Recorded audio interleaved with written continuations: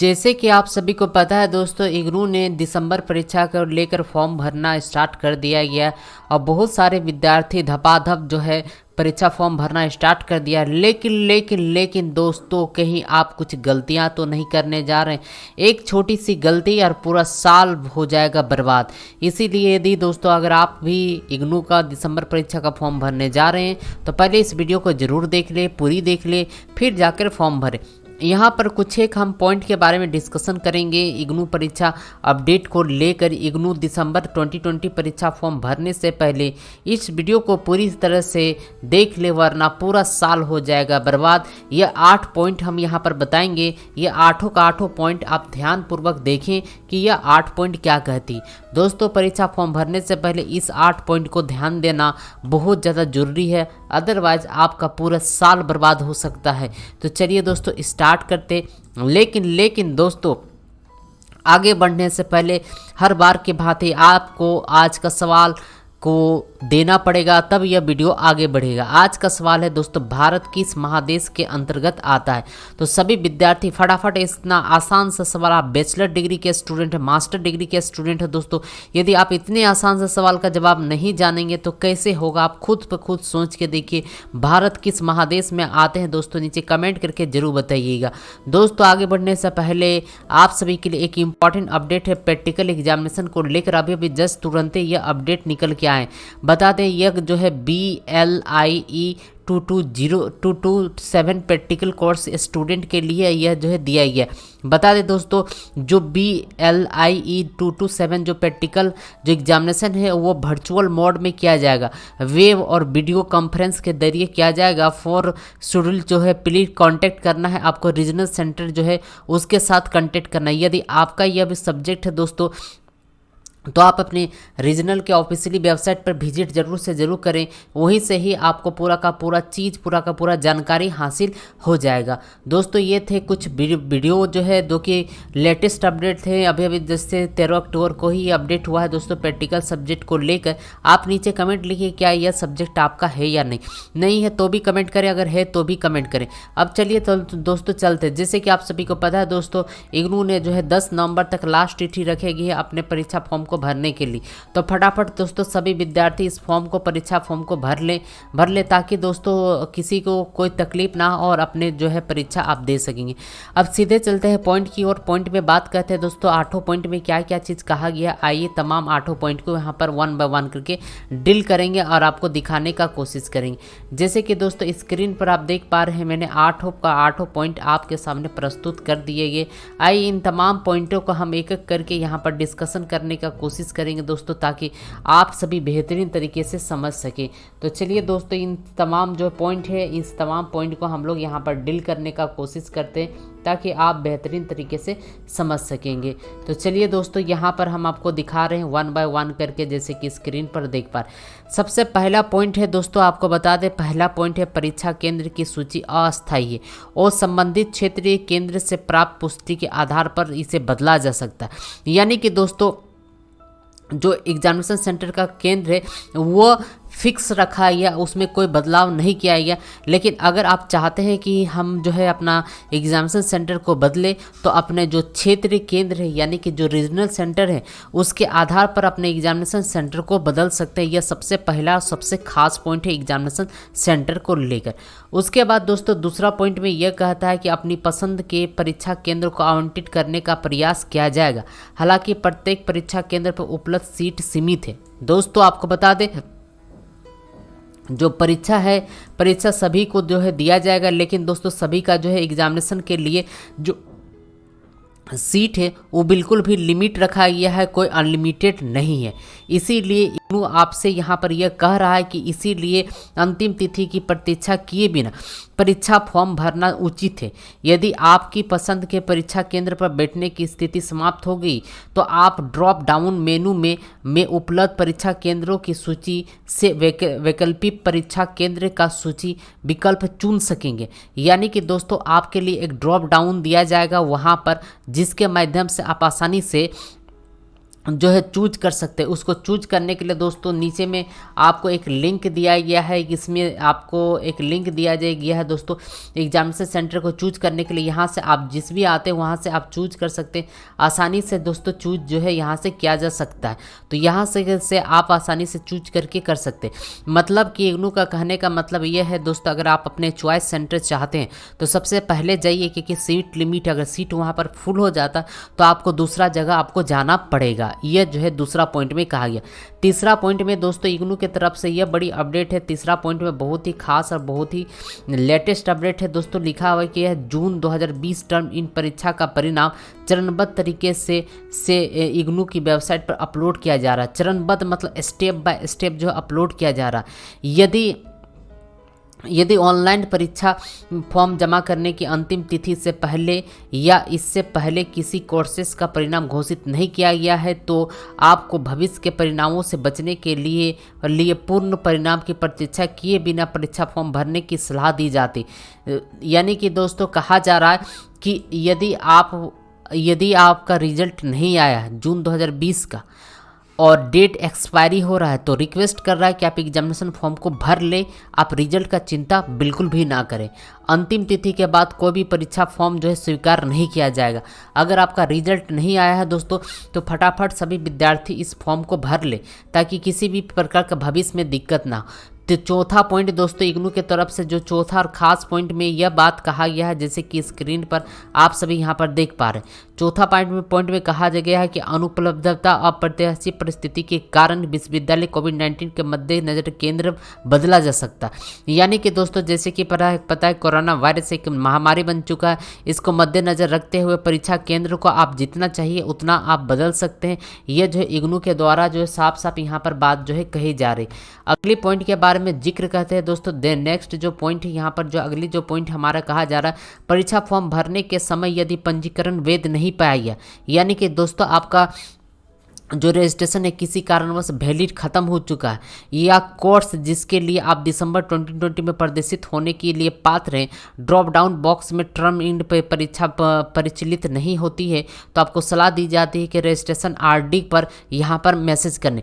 मतलब कि कहा जा रहा है जैसे कि आप बीएसजी कोर्स ले रहे हैं और बीएसजी में दोस्तों वो कोर्स कोड नहीं है, जो कोर्स कोड आप चाह रहे हैं भरने के लिए वो कोर्स कोड अगर नहीं दिखाई दे रहा, यानी कि जैसे आप वहाँ पर ड्रॉप डाउन करेंगे दोस्तों, आपके एग्जामिनेशन सेंटर के लिए जो भी ड्रॉप डाउन अगर आप करते हैं और ड्रॉप डाउन में अगर आपका आवंटित जो भी परीक्षा है वो नहीं दिखाई दे रहा, यानी कि दोस्तों यहाँ पर जैसे कि यहाँ पर देख पा रहे हैं, जैसे एग्जामिनेशन फॉर्म भरेंगे तो यहाँ एक नंबर पर जैसे क्लिक करेंगे, यहाँ पर एक नंबर पर जैसे क्लिक करेंगे और यहाँ पर वो जो सब्जेक्ट आपको चाहिए वो सब्जेक्ट अगर आपको यहाँ पर नहीं दिख रहा तो नहीं दिख रहा है तो दोस्तों में वैसे में register@ignu.ac.in पर आपको ईमेल करना है, या यह नंबर दिया गया इस पर आप कॉल करके बता सकते हैं कि हमारा जो है कोर्स कोड यह है और हमारा इनरोलमेंट नंबर यह है जिसमें यह कोर्स कोड जो है उपलब्ध नहीं किया जा रहा, तो वहाँ से आप जो है वहाँ से आपको एक्टिवेट करके आपको फिर 24 आवर के भीतर आपको दे देगा। इसीलिए फटाफट सभी लोग एक बार ज़रूर चेक कर लें।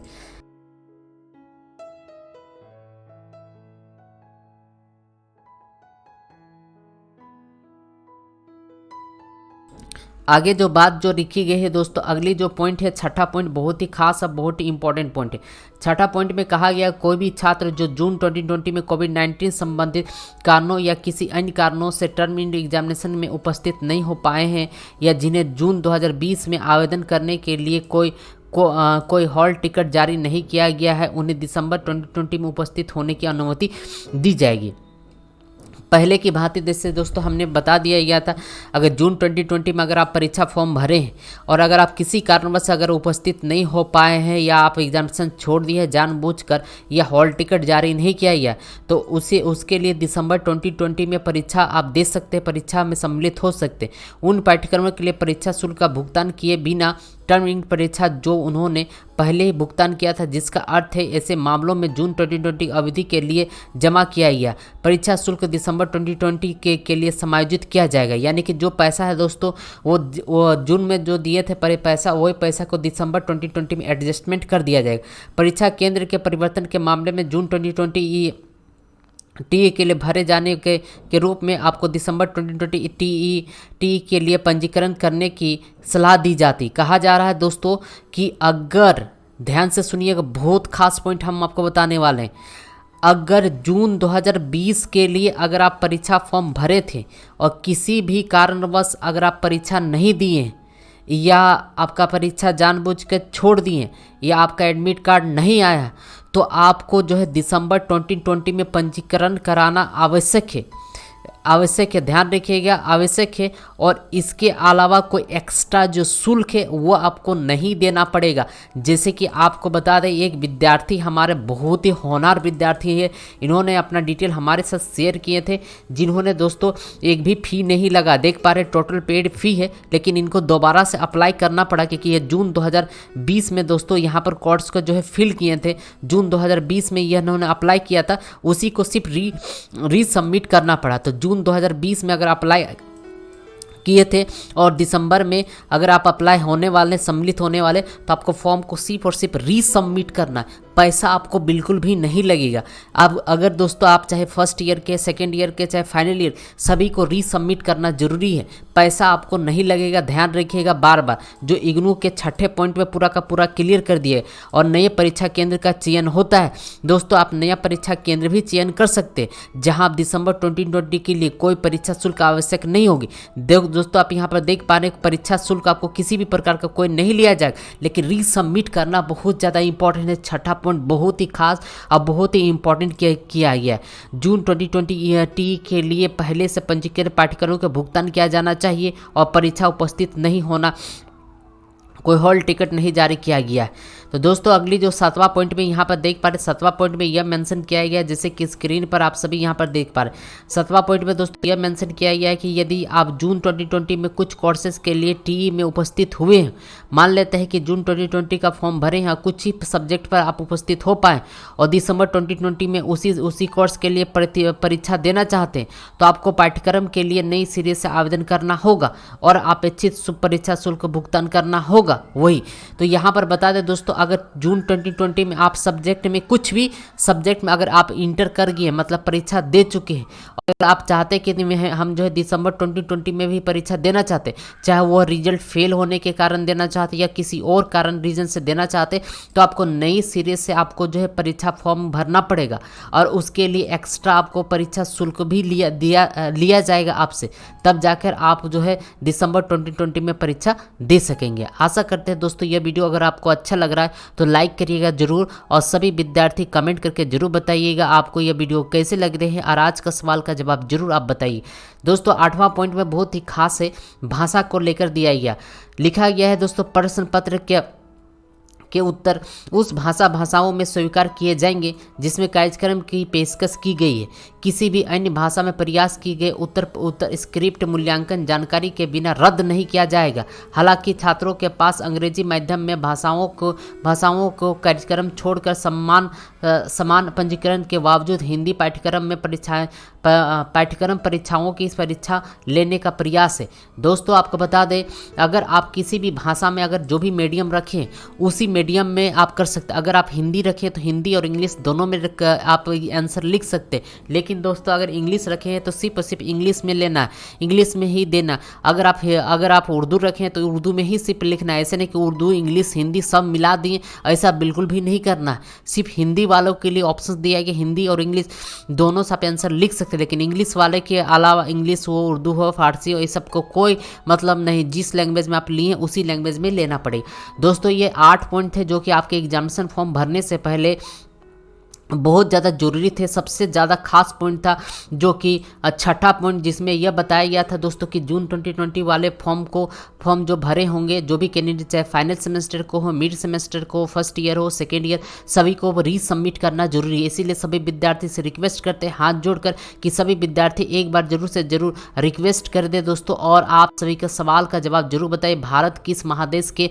अंतर्गत आते हैं। दोस्तों आपको फिर से हम दिखाना चाहेंगे, हमारे एक कैंडिडेट है जिन्होंने रीसबमिट किया है इस फॉर्म को, इसके लिए दोस्तों फ़ी 0 रुपया लगा है। जैसे कि देख पा रहे, जब ये 0 रुपया पेड किए तो इनको फिर से T2020 के लिए कंट्रोल नंबर फिर से इनको जो है दिया गया। इसी के आधार पर दोस्तों आप सभी के लिए दोस्तों फिर से आपको मिलेगा एक रिसिप्ट मिलेगा, जिसके जरिए दोस्तों आप यहाँ पर कर सकते हैं, जिसके जरिए आप यहाँ पर फाइनली आउट कर सकते हैं, दिसंबर परीक्षा में सम्मिलित हो सकते हैं। आशा करते हैं दोस्तों ये वीडियो आपके लिए काफ़ी मददगार हुआ होगा, काफ़ी ज़्यादा हेल्पफुल हुआ। अगर वीडियो अच्छा लग रहा है तो लाइक करिएगा, शेयर करना ना भूलिएगा। चैनल पर नए हैं तो सब्सक्राइब करिए दोस्तों। इसके अलावा आपको बताना चाहिए कि आपने अभी तक अपने जो दिसंबर परीक्षा के लिए जो फॉर्म फिलअप है वो भरे या नहीं भरे तो भी कमेंट करिए, और भर दिए तो भी कमेंट करें। इसी प्रकार लेटेस्ट अपडेट के लिए हमारे साथ बने रहिएगा। मिलते हैं दोस्तों नई वीडियो के साथ, नई जानकारी के साथ। वीडियो देखने के लिए बहुत बहुत धन्यवाद। Thanks for watching.